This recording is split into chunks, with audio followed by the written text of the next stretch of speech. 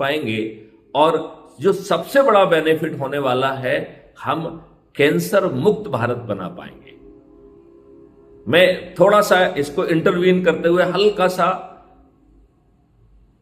विषय से थोड़ा सा डाइग्रेस होते हैं और आपसे यह पूछना चाहते हैं कि क्या आप कैंसर को एक बीमारी मानते हैं? क्या कैंसर क्या बीमारी है?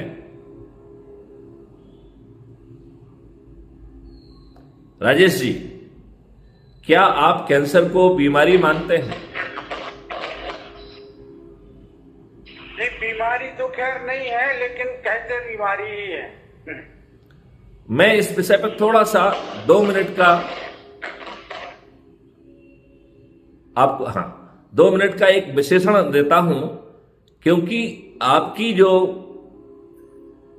सेल है उसमें आपके जाने कितने पुरखों की जेनेटिक मेमोरी है और वो कभी कंफ्यूज नहीं होती है। और वो जो है वही सेल आपके अत्याचार के कारण, पेस्टिसाइड के कारण, प्रिजर्वेटिव के कारण, दवाइयों के कारण, कॉस्मेटिक्स के कारण, संडास में जो हम केमिकल यूज कर रहे हैं उसके कारण, इंडस्ट्रीज से जो केमिकल वेस्ट निकल रहा है उसके कारण, वो इतना प्रताड़ित हो चुकी है हमारी सेल कि हमारी सेल हमसे कह रही है कि अब तुमने बहुत कर लिया है, अब मेरी बारी है। तो वो बेनाइन सेल से मलाइन सेल हो जाती है और अनकंट्रोल ग्रोथ करती है। इसको हम कहते हैं कैंसर।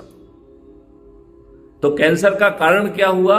जो हम अपनी सेल पर लगातार केमिकल अत्याचार कर रहे हैं, कैंसर कारक जो है पदार्थों का सेवन करने के लिए अपने इस शरीर को विवश कर रहे हैं, चाहे वो आपका कॉन्शियस डिसीजन ना हो, क्योंकि जहर आपके वायु में मिल गया, जहर आपके पानी में मिल गया, जहर आपके भोजन में मिल गया, लेकिन अल्टीमेटली वो प्रताड़ना तो सेल स्तर पर जा रही है। तो वो सेल कह रही है कि तुमने बहुत कर लिया मेरी प्रताड़ना, अब मेरा समय है, मैं बिनाइन से मेलाइन होकर ओवर ग्रोथ करूंगी, और इसी को आप कैंसर कहते हैं। इसका हम एक मेरे से कबीर का दोहा है, उसमें इसकी एक परिणति में देखता हूं। आपने जरूर सुना होगा कि माटी कहे कुमार से, तू क्या रो दे मोए, एक दिन ऐसा आएगा मैं रो दूंगी तोय। मतलब मिट्टी कह रही है कि तुम हमारा जो है ना रोज हमको रौंदते हो और उसको मिट्टी और उसको पात्रों में कन्वर्ट करते हो, एक दिन ऐसा आएगा कि तू जो है ना मुझ में मिलेगा, मैं तुझ में, तो मैं तुम हम में समाहित हो जाओगे, मैं रो दूंगी तोय। तो यही बात ये सेल कह रही है कि आपने बहुत प्रताड़ित कर दिया है, अब हम बेनाइन से मेलाइन होकर, कैंसरस होकर, ओवर ग्रोथ कर आपको जो है ना नष्ट कर देंगे।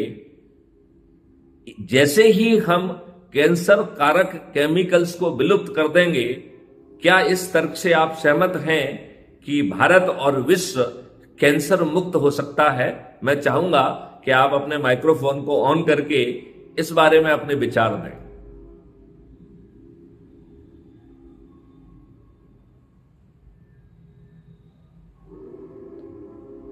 कैंसर को पूरी तरह से खत्म किया जा सकता है, जैसा कि क्राइम फ्री भारत मिशन का विजन है, उसके तहत अगर रूपरेखा को कार्य रूप में परिणत करने का अवसर मिले तो कैंसर को पूरी तरह से खत्म किया जा सकता है। हम सहमत हैं आपकी बात। और चलिए अब मूल विषय पर वापस जाते हैं कि रोजगार का सृजन करते हुए, राष्ट्रीय संपदा का सृजन करते हुए, और जितनी राष्ट्रीय संपदा का निर्माण हो रहा है उतनी भारत विकास निधि एक डिजिटल करेंसी ऑटो जनरेट होते हुए उसी से सभी भुगतान किए जाएंगे। तो आप बताओ, इस महापरिवर्तित जो व्यवस्था हम कह रहे हैं, इसके लिए क्या धन की आवश्यकता होगी? क्या इसके लिए जो मैन पावर है जो कि भुगतान नहीं कर पा रही है, जिसके पास हमारा जो है क्राइम फ्री भारत का या सिस्टम पहुंच रहा है, या ये जो है कंपनियां पहुंच रही हैं जो उसे आइडेंटिफाई कर रही हैं कि ये किस चीज के प्रोफेशनल्स बनेंगे, जो उन्हें उस तरीके की ट्रेनिंग दे रही हैं, उस तरीके के टूल्स दे रही हैं, उस तरीके के इक्विपमेंट दे रही हैं, और उसको टीम बनाकर, जैसा मैंने समझाया है कि विभिन्न तरीके के राष्ट्रीय संपदा निर्माण के कार्यक्रमों में वो पहुंच जाएंगी और इसकी कोई सीमा नहीं होगी। कल जो है इंडस्ट्रीज के लिए, रिसर्च एंड डेवलपमेंट के लिए यही मॉडल भारत सरकार पर बिना एक पैसे के खर्च किए हुए उन चीजों पर पहले फोकस करेगा जहां हमारा फॉरेन एक्सचेंज ड्रेन हो रहा है। आपको मैं किस हद तक इस बात को समझा पाया हूं कि गौशालाएं